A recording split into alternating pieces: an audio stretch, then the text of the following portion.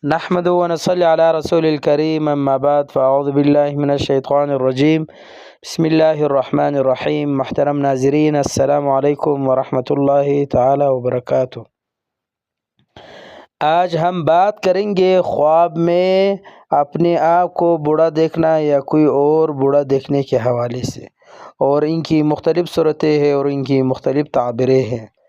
مثلاً خواب میں کوئی شخص جو ہے اپنے آپ کو بوڑھا دیکھے، یعنی اس کا جو بال ہے وہ سفید دیکھے، اور اسی طرح خواب میں نامعلوم شخص جو ہے اس کو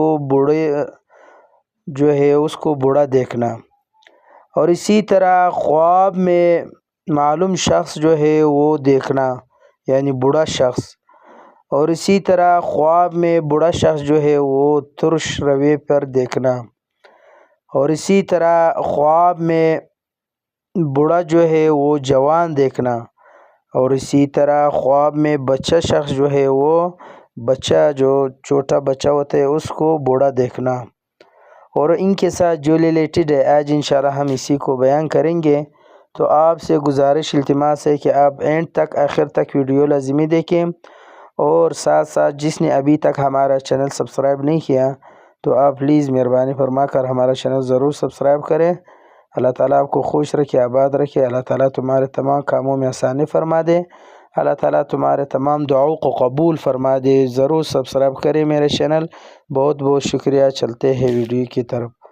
حضرت ابن سیرین رحمۃ اللہ تعالی علیہ نے فرمایا کہ خواب میں اگر کوئی شخص دیکھے کہ بوڑھا ہو گیا اور اس کا بال سفید ہو گئے، دلیل ہے کہ عزت اور مرتبہ پائے گا، اور اگر نامعلوم بوڑھے کو دیکھے خوش و خرم دیکھے، دلیل ہے کہ کسی دوست سے اس کی مرادیں پوری ہوگی اور غم سے نجات پائے گا، اور اگر کسی معلوم بوڑھے کو خواب میں دیکھے کہ خرم اور شاد ہے، دلیل ہے کہ اس کی کوئی چیز ملے گی، اور اگر اس کو ترش رویے پر دیکھے تو غمگین ہونے پر دلیل ہے، تو اس کی تعویل پہلے کے خلاف پھر ہو سکتی ہے۔